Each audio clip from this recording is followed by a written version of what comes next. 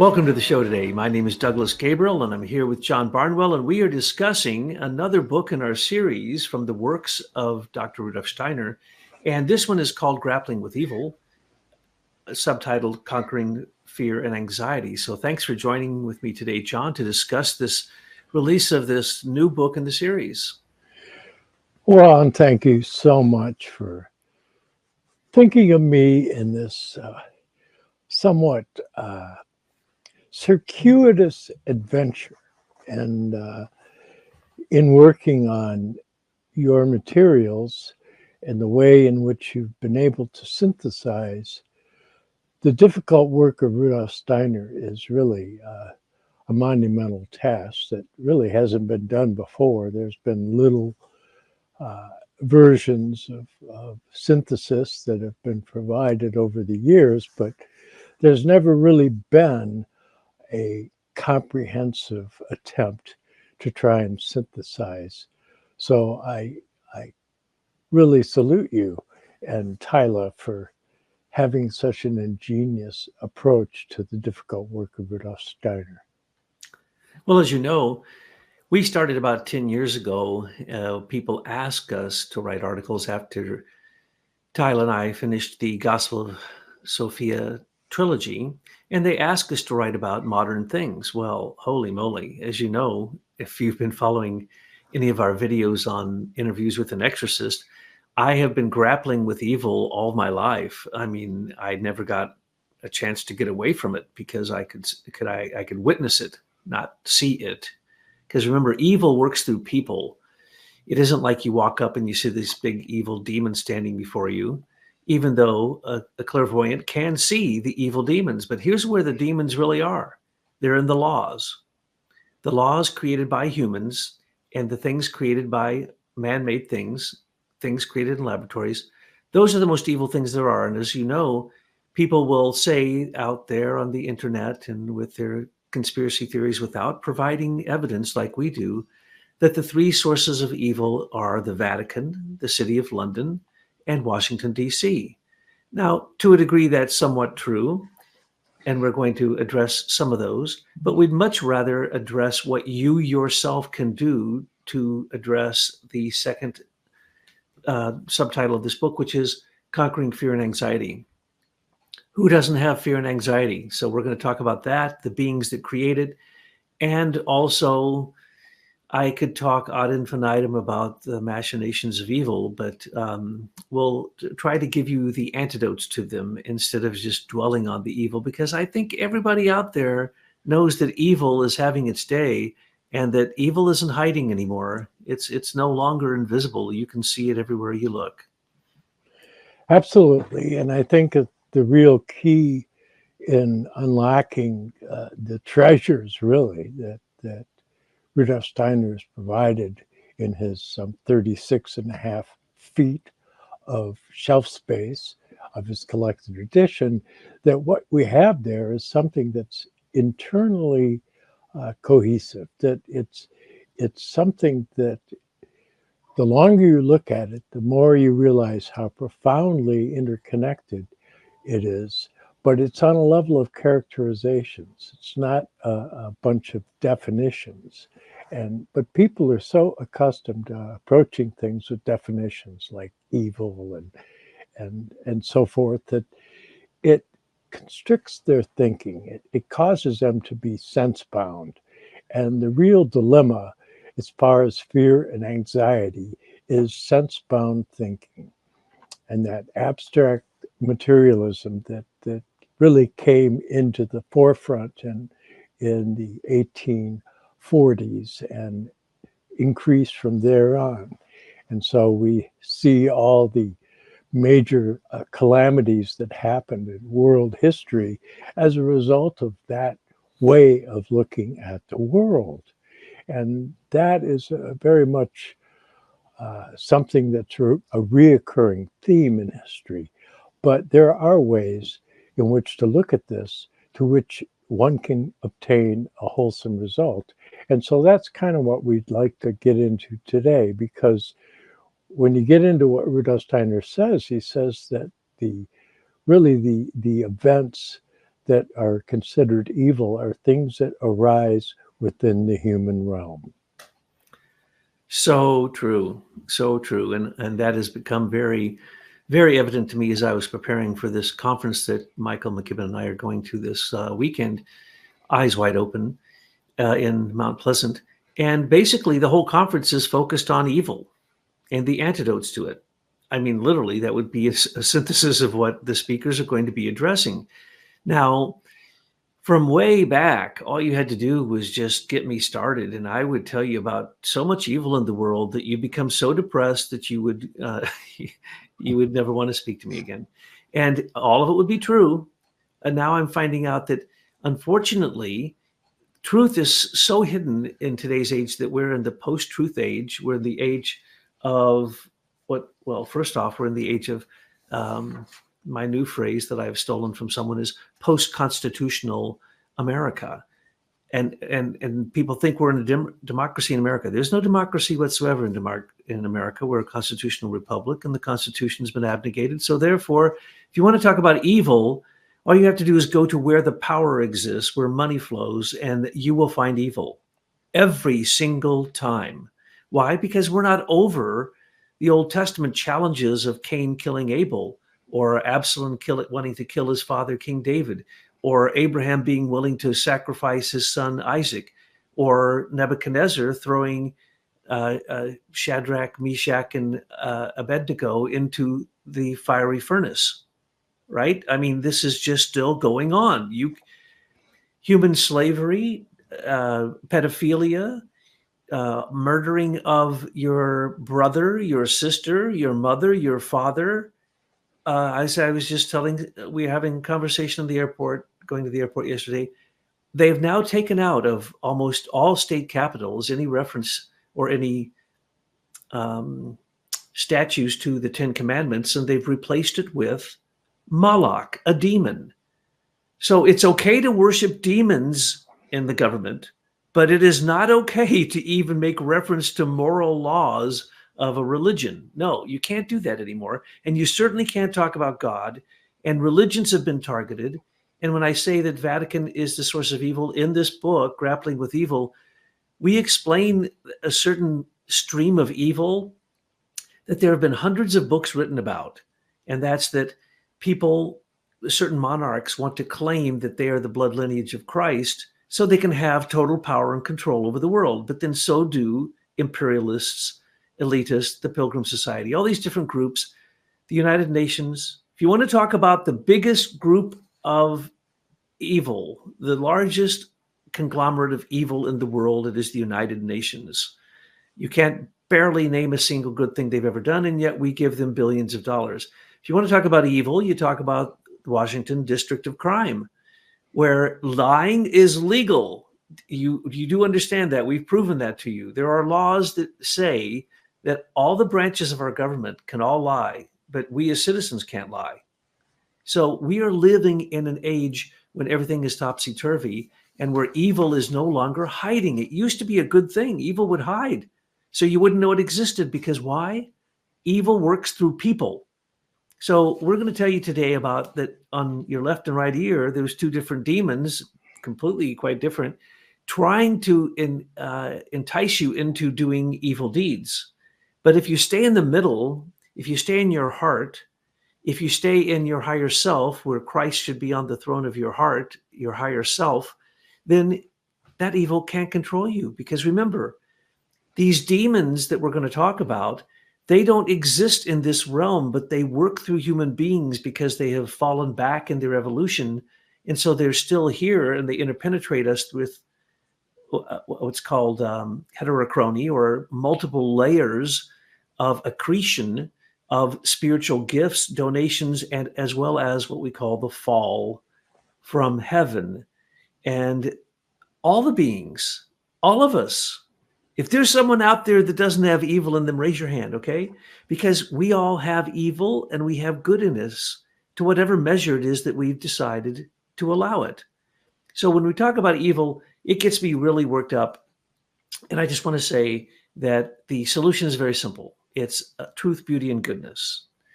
And I love the way that Ben Davison says in his show, where he talks about cataclysms coming from the sun every day. And he's like waiting for the sun to kill us every day. He's kind of disappointed when it doesn't. But at the end of his show, he always says, eyes open, no fear, be safe, everyone. That's thinking, feeling, and willing. Eyes open with your thinking that John just made reference to. Study spiritual science, study Steiner, study whatever spiritual path that is authentic to you. That's in your head. Then in your heart, to get rid of fear and anxiety, you need to have no fear. And as it says in 1 John 4:18, it says something to the effect of, well, basically, where there's love, there's no fear. Where there's fear, there's no love. That's the American version of it. But the point is yes, if you're afraid, it's because there's no love. And if you have no love, it means you have no faith, because the whole universe is nothing but love. It is a complex organism of love. Now, they would call it electricity, and Steiner said, when it comes to that, then we're really in trouble. But if you called it thought, all of this is thought of a God. Now, extract anything man-made, because mostly man-made stuff leads to evil. We're going to say more about that in the next talk. All electronic devices are evil. They hurt you. But everyone chooses their vice, and everyone can allow a certain amount of poison in their life. But if you don't know it's poison, then it is unconsciously controlling you and becoming your religion. So you are, like Francis Bacon warned us, worshiping idols, or as I like to say, you're worshiping the demons of Babylon, the same old demons that have been around forever, the 7 deadly sins. You all probably know what those are. And so when we're talking about evil, if you know what evil is, you can call it out and you can say, you have no power over me. As a matter of fact, I'm going to use the most powerful thing there is, which is the word love, or Christ, or Chinrezig, or whatever version of love you wish to use. The demons, especially the two that have literally the most control over us for basically since almost the beginning of human existence and before, those two, they don't see Christ. So if you have Christ, you have the ultimate victory over every single evil demon that there is, because no demon can come into you without you inviting them. Absolutely. And it's important to understand that it's a necessary drama. And so what we have is when the universe comes into being, you can go back to the Mahabharata or the Puranas of ancient India, where it talks about how Vishnu is like the architect. He's like the early Stone Age description of Christ as this great creator being. And this is a being that works through the power of the word, as we know in the first 14 verses of the Gospel of John. But if you get into the Johannine scriptures, the books of John, you see he makes reference to something that he calls the paraclete, or the parakletos, and it has to do with the comforter. And that's the expression of the Holy Spirit. That is that divine intervention on your behalf to bring you an understanding that you can enter into this world of the cosmos of love, that it's not necessary to hold yourself back from reaping the abundance that comes with this whole manifestation of love, but that this universe of love has risen through opposition. And so in the story, Vishnu, he tells the Devas and the Asuras to churn the sea of milk. And so they grab the great serpent of eternity and start pulling on this. And through this, there's created Amrita, which is the nectar of immortality. And so both the two teams, the Devas, the shining ones, and the Asuras, the more earthly beings of will, that that they are struggling to try to be the last man standing, basically, at the end of the Manvantara. And so it's an image of that whole idea of reflection, of a mirroring, such as described in Plato's cave, where he says how we're looking at the shadow on the wall. We're not really seeing the reality. And so you see that the adversaries are these spiritual beings that have rejected the essence of creation, that sacred drop that has not been able to enter their heart. And so they are self-seeking, selfish, and totally working towards their own goals at the expense of everything else. And so that is what we want to realize, is that it's a path towards self-reference, where you come to understand your place within the cosmos of love in perfect freedom. Well said. Well said. I could use some Amrita right now, as a matter of fact. I love that Soma. But anyway, when you're talking about all this, we're going to have to break some things down before I get started, because I start making references to things that people go, oh, what's he talking about? First off, let's talk about where evil came from. And to do so, if you don't believe in the 9 hierarchies, the angels, archangels, archai, the exousiai, the dunamis, the karyotetes, or beings of form, movement, and wisdom. And then above them, the beings of willpower, harmony, and love, also called the thrones, the cherubim, and the seraphim. And above that is the Holy Trinity, the Father, Son, Holy Spirit, and maybe a feminine mirroring of that John just mentioned. So when you're working with that, when you hear the story, actually, this story isn't very well told in the Bible, but if you put together New Testament and the Apocalypse, then you get a bit of a version that says that there was a very high angel, the highest of angels, who was jealous, which of course is a sin. That is a vice. That isn't a virtue. And he wanted the power that God had, the all-seeing eye that no one could look at, that sat upon the powerful throne.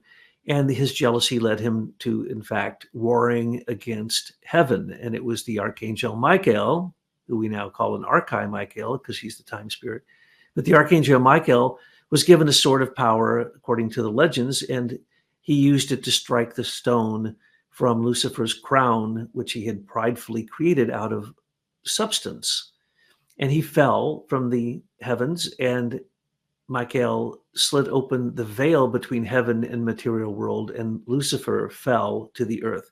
Now, without that, we'd have no earth to come to existence on. As John said, we need evil to push up against to have consciousness, essentially. And so Lucifer falling, in some sense, seems as if it's the great sin. It's then applied to Adam and Eve in the Garden of Eden. They were told what not to do, and they did it supposedly, and then they were cast out into a material world where they had to face illness, suffering, death, childbirth, and have to earn their life through scratching the earth and trying to bring forth food. So what we have here is a story that means nothing unless you can find it in yourself.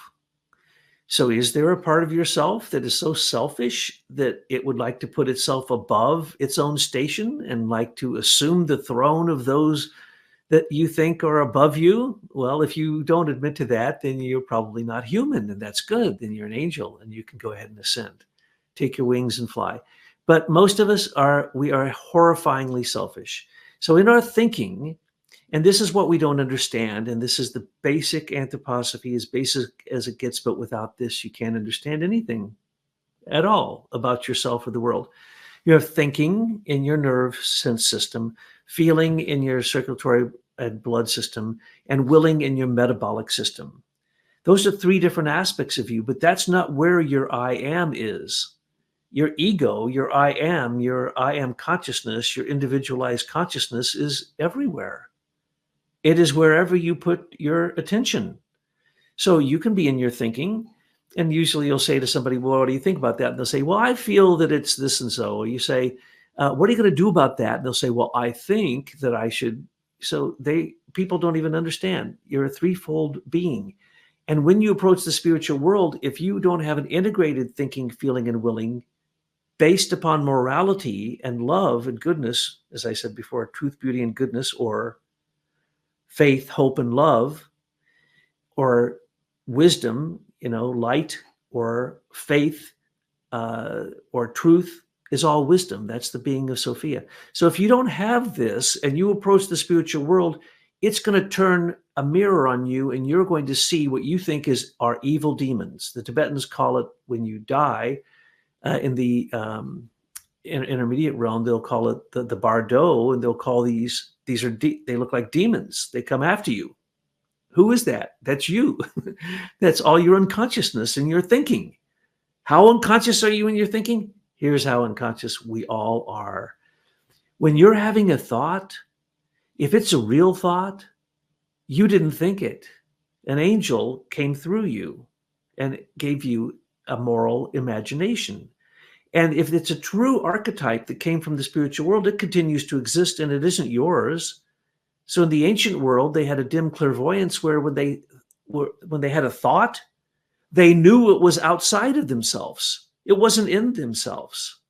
And so in that thinking, there is a being, Lucifer.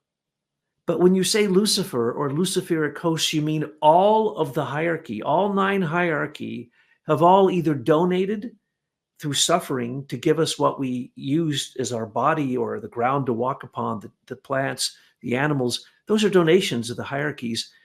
We had little to do with that except that we experienced it because those are also a part of us. But in the past, when you said you fell from heaven, it could also be that you were a hierarchical being who in the first half of Earth evolution, what Steiner calls the Mars half of Earth evolution, and then we're now in the Mercury half since the mystery of Golgotha. In that first Mars half, those are donations of spiritual beings. So you can't really say they're evil. They've been locked in time. They've been frozen in time. They've been enchanted in time as a suffering donated gift. And we are supposed to disenchant them. And when we don't, we participate in evil. So it's very hard to tell if you're clairvoyant, whether you're looking at something from the past that was a donation, or whether it's a more recent fall from grace that is literally an evil demonic being from the higher hierarchies as well as lower elemental kingdoms that wish to get into your body to experience for a moment humanness, because humanness can only happen here on earth. And these beings want to get into you. And so let's call it your left ear. You have Lucifer. And Lucifer is saying, no, don't be nice to them. Think of yourself first. Be selfish. Think of your gains. Plot out now through your greed what it is that you want to have so that you can be the king of the world, just like Lucifer thinks. On the other ear, the right ear, you have a being called Ahriman. And by the way, Lucifer works in your astral body. The first place you start when you start spiritual development is to tame the dragon in your astral body. And so what do we have as an image of Lucifer being cast down to heaven, out of heaven into the earth? Michael defeating the dragon. And what do we have these images also in Apocalypse, but you have to make a very clear distinction about what's of the past and what is now and of the future, because they look similar, but they can be quite different. So the first person we'll tell you about, this being who incarnated in China in 2000 BC approximately, is Lucifer, as the counterpoint to the incarnation of Ahriman, which we've discussed before in these videos here in North America, probably right now in our time. But in the middle was Christ. And so we are in the middle being torn in two by Lucifer and Ahriman, who wish to basically come into us and take over our humanness so that they themselves can experience that humanness in basically a disorderly, in what Steiner calls a laggard type of way. They have fallen in many cases, and they are using us as their realm to manifest. Yes, the key in understanding what we're discussing here is understanding that what we have is we call our I am, our I, which is often referred to as the ego, although it's not anything like the Freudian sense, but yet your individual nature, your point of self-reference. I am the I am. And that's something that is a gift of Christ. And he came here to earth as the from the highest levels of divine spiritual beings, the Logos, which means we know from second Logos that would be a reference to bearing a gift from the realm of the archangels. And that is the realm of the throat and the consecration, the realm of feeling. So we know that there's this, in the beginning was the Word was with God, and the Word was a God. So that is the key to unlocking the mystery of the Gospel of John in those first 14 verses. And that's very much akin to the pronouncement of Vishnu commanding the Devas and the Asuras to churn the sea of milk. You keep seeing this reoccurring drama, and if people, they might be uncomfortable in approaching some of the pre-Christian mysteries, but when you start to broaden your perspective on these things, you can see that there's this subtext that's going on beneath all of these various stories. And as Dr. Timothy Leary once said to me over dinner, I asked him what he thought about the Vedas. He said they're ontologically correct, but pre-scientific. And I thought, boy, that's really a nice, clear way of describing it, because it's talking about the same thing, but it's not using the same nomenclature. It's not using the same words.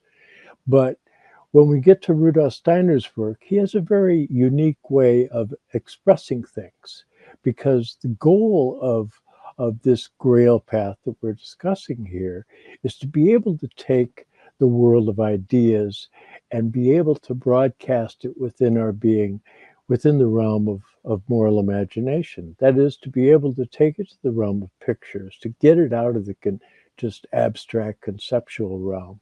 And so he continually approaches things from different vantage points, so that you don't just get locked into, oh, now I see, I have the definition and the final answer. And that's that whole idea of wanting closure that is the nemesis of the modern material science, because they always want to find the one law to rule them all, like in the Lord of the Rings. That's Sauron. He wants to be in charge. And it's funny because, like, I guess in the UK now, there's this movement to suppress the writings of J.R.R. Tolkien and the Lord of the Rings and the Hobbit and all that kind of stuff as being unwholesome guidance of some sort. So you see that there's this pushback from these powers of abstract domination that want to be able to create rules for every area of life. And that's Ahriman. Ahriman's job, he wants to create rules everywhere. Whereas Lucifer, he wants to be able to do whatever he wants, whenever he wants to do it. And so that's that licentiousness that you see in the world today. And so you have these two struggling against each other. And the real mystery of evil is the equilibrating point that is a gift of Christ. And that Christ isn't fighting evil. He's balancing evil. The evil forces of selfish light and unconscious darkness are struggling against each other. They're not struggling so much against Christ. In fact, they're oblivious to Christ. They're so caught up in their own version of reality that they don't find Christ until they see a human being able to manifest that Christ principle and bring them into equilibrium and push them back into the realms in which they should be in a wholesome version of the universe. And so there's a very interesting thing that is depicted in the Bible as putting on the armor of God. Yes, everything you say just makes my thoughts go into a thousand directions of trying to explain exactly what we're trying to get across here, which is evil is very complex. There's no other question that I was ever asked more than the following: is there a permanent hell? What is evil? How do you overcome evil? Are we in the apocalypse? How do we survive the apocalypse? These are the major questions. The first 40 questions I'm asked as an anthroposophic teacher are these questions, not the details that John and I love to go into in cosmology. No, they want to know how, in a very simple way, how to fight this. So on your left is Lucifer, on your right is Ahriman, this Persian deity of darkness who fought against Ahura, though I've been told by Persians who chimed in to say, I'm giving a very elementary picture of that. But let's just say, let's go with Mani, the founder of Manichaeism. He believed that we are in a battle between light and dark, just as John just pointed out. Well, Lucifer's light, Ahriman's dark. So on one ear is Lucifer, on the other is Ahriman, and Ahriman is telling you what? Oh, you should be afraid. You should be afraid of the future. You should be very anxious because you're not getting everything that you want. And he turns your heart cold. And basically, he's kind of like gravity. I've said this before, and people argue with me, but no, he is death. He is fear. And his great thing is to convince you through fear that after death, there's nothing. And once that's done, oh, then you don't believe in Christ, because Christ came and he conquered death, and his eternal gospel is the eternal gospel. You are eternal. And if you don't get that, you're going to be afraid of death. But once you get that, then when Ahriman says you're going to die, then I turn to Ahriman and say, yeah, the Tibetans say I'm supposed to think about the fact that I'm going to die 10 times a day, and it makes me much more grateful to be here right now. And Ahriman runs away. Or Lucifer says, why don't you work with stem cells and try to extend your life, or do the magic we taught you about the sequoia forest and create the elixir of life so you can live in a human body for a very long time? And or let's just take some DMT, the God particle, and just go out there and think that floating around in the etheric world is really something spiritual. That's what Lucifer will tell you. Now, for many years in anthroposophy, I never heard the word and never understood. Well, I heard the word, I never understood the word, what John just mentioned, the Asuras. And I've never once, never, correct me if you have ever heard anyone besides us ever refer to the Asuras in an anthroposophic way. No. Who are the Asuras? Lucifer's in your thinking. Ahriman is in your head, literally the mirror of your head, which mirrors the thoughts that come from your heart. But anyway, Ahriman's in your heart. That's where fear and anxiety, he's trying to turn your heart into a cold stone. Lucifer is trying to turn your skull into his own kingdom, his own throne. So you sit up there in your head and you can condemn everyone. You are so powerful in your head that you can say, God, you don't exist, and be so stupid that you can believe it. Because that's not a thought when you said that, by the way. If you thought that was a thought, that's just what I was talking about before. That's not a thought. That's you being stupid. So we have the ability to have angelic thoughts. We have the ability to have archangelic feelings. And the archangels are willing to help us conquer Ahriman. The angels are willing to help us conquer Lucifer. Now remember, Lucifer is not just an angel. Lucifer is a conglomerate of all the beings who've ever fallen. And Ahriman is not just a demon who was created by materialism. He's not just a demon coming out of the sea with 7 heads and 10 horns in the apocalypse, who wears the 10 crowns. No, he's much more than that. Rudolf Steiner said that when you're talking about Ahriman, it would be fair to say that Ahriman is Mammon, and Mammon is a demon, a Babylonian demon of money that we all know of, but he's also the demon of child sacrifice, of envy, of jealousy, of hatred, of lust. When you combine all of them, that's what people would call Satan, or Mammon, or Mephistopheles, or many other names, right? So that's just like the dark demon, right? That's where everybody ends it. That's where they want to end it. You got Lucifer on the left, Ahriman on the right, talking to you, that's more than enough. No, the real evil is what a clairvoyant sees the second they see you. They don't see your thoughts because you usually don't have thoughts worthy to read. And they don't see your feelings because those are just blurting out everywhere anyway. And they send out all kinds of ugly colors in many cases, and or beautiful pink, a kind of a pink, rose-colored, magenta-colored light that comes from a loving person from their heart. When you see that, you just want to go drink it like from spring water. It's just amazing.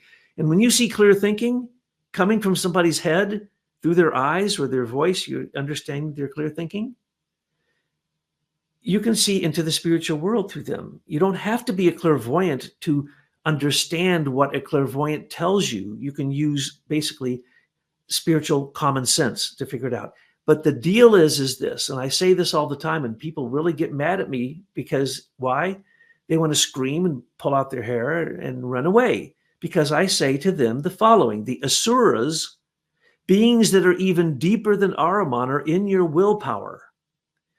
And how do I know that? Because in the past, I could look at somebody and I could tell what they do as their worship, as their ritual. Now, if you're a materialist, what's your worship? Money. And you're usually in fear and anxiety that you don't have enough money and you're afraid you're going to die before you get what you want. Okay, so you are just a mess.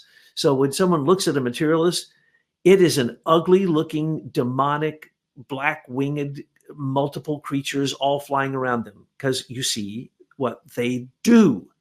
What you do goes from life to life, not the pathetic little thoughts you have or your little measly feelings. But in your thinking, you can have moral imagination, and that goes from life to life. In your feeling, you can have moral inspiration. That's eternal. That goes from life to life. And in your will, you can have moral intuition. So when a psychic meets another psychic, their intuition is talking to each other, and there's no Asuras getting in the way. Now, what is an Asura? An Asura is every unconscious deed you do to worship idols and demons that are in your life right now, whether it be your car, whether it be smoking, alcohol, drugs, whatever escapism, whatever debauchery, whatever of the 7 deadly sins you do, those are the Asuras. And they are eating your I am. Now, someone got upset with me the other day and said, you can't eat the I am. I said, oh, yeah, you can. You can eat it till it doesn't exist anymore. But wait, then you said there's no permanent hell. There's no permanent hell, but there's the second lake of fire that happens in the, John can correct me on this, but in the Venus planetary incarnation of the Earth, the 6th planetary incarnation, in the, I'm going to use standard terms, 6th epoch and 6th sub-epoch. Unfortunately, those humans who fell back into being animals, and then they fell back into being plants, and then they fell back and they're still stuck in the mineral realm, when they get to the 666th point in the divine plan, they get thrown in that fiery lake, along with some other demons. Is that permanent hell? No. It will be redeemed as you go. You won't be able to go to the sun in the Vulcan incarnation, but when the new Manvantara starts, you start off again up the same ladder, but you start off as nature spirits. So there's really no evil. Lucifer and Ahriman will be redeemed. And it's shocking if I tell you who's going to redeem them. You'll say, that seems crazy, but it's not crazy. Lucifer will be redeemed by the Holy Spirit and Sophia. And Ahriman will be redeemed by Christ in your heart, but there's more to that. And the Asuras will be redeemed by the Father God. But there is another demon that lives on the sun. He's called the sun demon. His name is Sorat or Soroth. He's the opposite of Christ. He's the true Antichrist. He's the solar Antichrist, a very high being. And he has fallen back in an evil fashion. And he wants to end all human evolution. And he wants to end all earth evolution. And that being hasn't come down to the earth, but he works through the Asuras. But right now, the Asuras work for Ahriman. But when all of your negative deeds can no longer be taken into the spiritual world. They go into the eighth sphere, which is a sphere where all the trash and the garbage, the refuse of all of these beings goes in between one great planetary incarnation and another. And so evil, when you describe it, you can't describe evil in a simple fashion.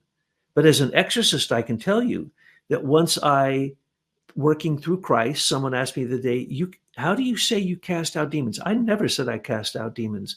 If you try yourself to cast out demons, you will probably become possessed by that demon. But what you cast them out with is the power of Christ, the name of Jesus Christ and the Father God. So as you work with getting these beings out of yourself, and we give a whole bunch of antidotes in this book, because we don't just tell you the evil. And in this book, Grappling with Evil, Conquering Fear and Anxiety, we tell you where all the real evil is. So if you didn't know this, it's going to shock you to read this book. I just got through reviewing the book, right? Yeah, yesterday and today. I am blown away. I cannot believe what all we put in here, but I want to blame that on my wife. That's the reason I got married, so I'd have someone to blame it on. But I'm blaming it on Tyler because she said, you need to take all your work of 40 years and you need to put it in books that are small, that go topic after topic, that people can understand whether they're new to anthroposophy, but they have to be so deep that no matter how deep and how long someone has studied anthroposophy, your books, these books that John is helping so much to do and that Tyler and myself have put together, they need to give wisdom even for an initiate, because that's what Steiner gives. And by the way, I just want to say, I accept your compliment earlier, John, but I must defray it. I must give a scholastic apology. The only reason these books are so profound is because I take my stuff from Steiner. And then I do what Steiner says, go out and find in the world where all the spiritual science is being manifested in science and everywhere else, and bring it back and compare it. Because knowledge itself does not stand by itself. Knowledge stands in relationship to other knowledge. And until you have knowledge from 12 different points of view, you can't arrive at wisdom. So that's what we try to do in these books. We try to not only show you the deepest view of what you're going to have to do to grapple with evil, and you shouldn't grapple with evil, you should acknowledge evil.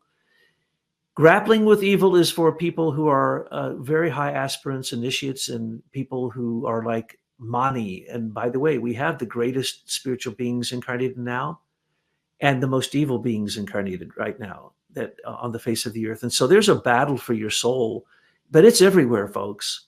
And we're going to talk more about that in the next talk, but I'll just indicate that in one chapter in this book is called Electric Death. Now that sounds a little dramatic, but if you have read The Invisible Rainbow by Arthur Furstenberg, is it John, or Burstenstein? Yeah, Furstenberg, I believe it is. Yeah, Furstenberg. Yeah, he basically goes through and he shows you how every time that there's an advancement in electricity, wired electricity, unwired electricity, radar, wireless, satellite communication, 5G communication, every single time that electricity goes to the next step in its propagation, we have massive epidemics worldwide, or the places where it is found. And so we can go into the fact that Rudolf Steiner says all electricity is evil. Well, then what's the antidote to that? Well, the antidote is to take your poison in measure. If you take enough slowly snake poison, then when you get bit by a snake with that poison in it, you won't die. So if you're going to be exposed everywhere to evil, there are antidotes to it. And there's also a scary future that most anthroposophists that get to the level that John and I are talking about here, they'll tell you the scary parts that Steiner predicts for the future. But it's just like the apocalypse. They don't tell you the apocalypse is a victory story. This is a victory story, people. Yes, it's The Invisible Rainbow, A History of Electricity and Life by Arthur Furstenberg, Firstenberg. And in there, he shows the pathological results from the introduction of new types of electronic technology that causing disruptions in the physical bodies of and psychological, and how it's detrimental for human health. And he's very specific, and it's tremendous number of references. So you have all these things. You say, okay, great. I got all this stuff around me. Now you're telling me this is all bad for me. What am I supposed to do? And again, what we're trying to do is give you a sense of hope. That hope is really a key. That in the and you look at the story of the opening up the Pandora's box, right? That the one good thing that came out of it was hope, and so it's like, yeah, there is all that stuff, but that's all there for a reason. That's there to make you stronger. That's there to give you a capacity to function within realms that you would not be able to function in without the opposition. Because again, going back to what I was saying in reference to the Christ impulse, as Rudolf Steiner frequently refers to it, is that Christ is the manifestation of the macrocosmic I. And that's important to understand the distinction between the macrocosmic or greater universe, the greater universal I, and the individual or personal I, and the way in which there's a distinction between what the Christ impulse is and all these other beings that are surrounding us, because at the most they have a microcosmic I, and that you can come into relationship to these things. And that, like when Douglas was talking about how, well, if you really get into true thinking, then it means you're allowing the realm of the angels to be able to use you as a way to express these truths. Or if you look in the realm of feelings, then you're giving expression of the realm of the archangels. Or if you're doing the wholesome manifestation of moral intuition, the activation of the will, and with the moral resolve, then you're allowing yourself to be an expression of the realm of the archives. So that there's really these divine spiritual beings that are always there. They're always waiting for you to wake up out of your slumber, the sleep of prisoners, as Christopher Fry calls it. And it's really what it is. People are asleep. A lot of this, you used to know this stuff, by the way. A long time ago, you really did know it. You knew it quite well. But we go into this night of time in which we become these beings that think that we're creating all of our thoughts, and that our thoughts are all coming and they're originating inside our head, and somehow mysteriously all our memories are stored in our brain somehow with some kind of weird aspect of genetics or something. They just go and extrapolate all these conditions. They take the conditions and they try to make the conditions causes. And that's really where they screw it up. Because just because something is a condition doesn't mean that it was the cause of the fundamental basis of the condition.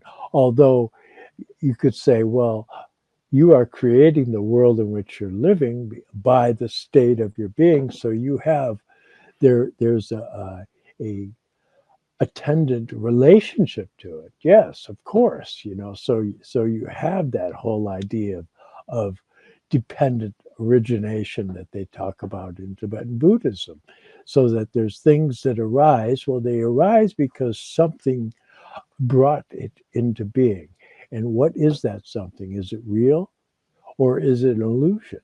And the whole idea of coming to understand spiritual science is to give you a language to where you can go into a deeper level of understanding of these things. And that is that anthroposophia. That is that divine wisdom that the more you can understand these things, the more potent is the ability of the Christ impulse able to work in your life. Now, you may just be an artist, so you may just do that as through your acts of artistic activity, playing music, making paintings, doing sculpture, whatever your approach is. But it's the whole idea of the sacralization of the ordinary, as our friend David Spangler used to call it. That there's something about life that you can bring that added impulse. And that's that impulse that, by the way, is going to win in the end as we endure through this drama, because we ultimately are the redemption of these errant beings, that they only become sinful in the human realm. It's the capacity of mankind to be able to withhold their activity from unwholesome activity that brings about a transformation of these beings. So you essentially can redeem your part of the universe. And as Steiner pointed out, the universe turned inside out is our heart, and that our physical body is the most magnificent thing created in the entire universe, and it is, in fact, an exact copy of the universe. So when we're saying that there are antidotes, here's how it kind of goes. In your thinking, you can conquer Lucifer through moral imagination, contacting the angels. Now, mankind, what does mankind do with that? They crystallize it, and they literally take the thoughts of the angels and they pull them to the earth in electricity, controlling electricity. And there's different ways to describe this, but essentially, as Steiner says, the earth will become completely electrified. Well, it already is, through HAARP, through billions, literally billions of radio waves that don't stop. They bounce off the ionosphere and keep bouncing around. You are being filled at any moment with unlimited, untold, huge amounts of electricity that is beaming through you. And then if you go into your heart, then you can, through moral inspiration, work with the archangels. But if you also, in a man-made way, take those same forces and pull them to the earth, that's called electromagnetism. Now, our modern age is basically through electromagnetism. But how many of us thank the beings who have fallen into matter to give us the light that we turn on at the switch, that give us the electricity that basically runs our life? Basically, we are taking fallen beings who, well, they're not even fallen, they're being pulled down into this realm and turned into slaves for us, and we don't thank any of them. We don't even know that it's happening. And then if you go even further, Steiner talked about a third force, and that's the third force in your willpower. So the human body in its willpower has the highest of the divine hierarchy involved in it, but we're completely unconscious of it. So we're awake in our thinking, we're asleep in our feeling, and we're dreaming in our feeling. I hope I said that. And then in our willpower, we're completely unconscious. We're in a trance. We are dreamless sleep. And most people are sleepwalkers, or they're talking in their sleep, their emotions, but they are not conscious. But if you become conscious of these things, then you can antidote them instantaneously by using your power of moral imagination, moral inspiration, moral intuition to know exactly what to do. So we're not saying to become Luddites and throw your cell phone in the pond. No, we're saying keep it away from you at all times unless you're using it. Put it on speakerphone. Don't ever put it next to your head. And realize that if you give it to a child, it will increase their likelihood of depression and suicidal ideation, if not suicide, by having it at too young of an age. We know these things. We've written about them, many articles, and they're in this book. We can tell you all the evil. We can tell you all the illnesses. We can tell you things that if I said them to you now, you would say I was lying. You'd have to go research them. But we can conquer the Asuras. We can conquer these dark forces that are even worse than Ahriman and worse than materialism, because we are using dark forces to do our willpower. And what happens then? Our willpower atrophies. You give up your I am. Every time that you use a machine to do work for you, you just shortcut your own development. But if you do it consciously, then that's okay. For instance, I can give 1,000 examples, but coffee in the right place is a healing element, a healing for the body. But if you use it in the wrong way, it will kill you. It does direct chromosomal damage cumulatively from the first cup on. Okay, bad news. Use it for an enema, nothing's better. So evil can be used for good. And this is the part that people don't understand. And evil will be redeemed by the highest beings who are watching these demonic beings, fallen beings, and they are keeping them in check, keeping them in balance, just as John said. So the battle is in you. And if you become a materialist after you die, you will simply hang around the earth. You won't go out to the spheres. And you will re-crucify Christ in the living realm of the earth. And you'll crucify yourself. So what we're telling you here is consciousness is the key. Being conscious of what you feel, being conscious of what you do, being conscious of what you think, directing your thinking towards higher thinking, towards wisdom. These are all the antidotes to these things. And remembering that there is no such thing as evil that you cannot put behind you. And there's always, even during a cataclysm, there's a remnant. Because of your vibration, you don't exist in the same world as evil. It's as simple as that. The observer theory proves that. What you observe, you change the phenomena. Rudolf Steiner called it disenchanting matter. So you can change the illusion of matter, the delusion of matter. The evil is the delusion. Then there's the illusion. That's also Lucifer. But you can change that by what it is that you have inside of you as you look out upon things. So you can live in heaven or hell. That's up to you. You can be hanging out with demons or angels. That's up to you. The gates of hell have been opened. That's a fact. We see evil around us, but so have the gates of heaven. And these superhuman beings coming to us from Venus, Mercury, and Vulcan, which we've talked about, they're there. All these spiritual beings. When we talk about demons and stuff, let's talk about the angelic hosts. Let's talk about the choir of angels. Let's talk about the communion of saints. How about all the different beings who perfected different aspects of humanity that left it in that realm with Christ in the etheric realm? We have access to all of that. The antidote to evil is very simple. Evil is the word live spelled backwards. So when you're not living properly, you're doing something evil. What do you need to get rid of evil? You don't have to beat it up, conquer it.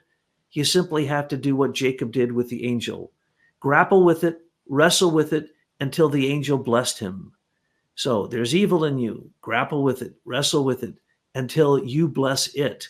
And then it has no power over you.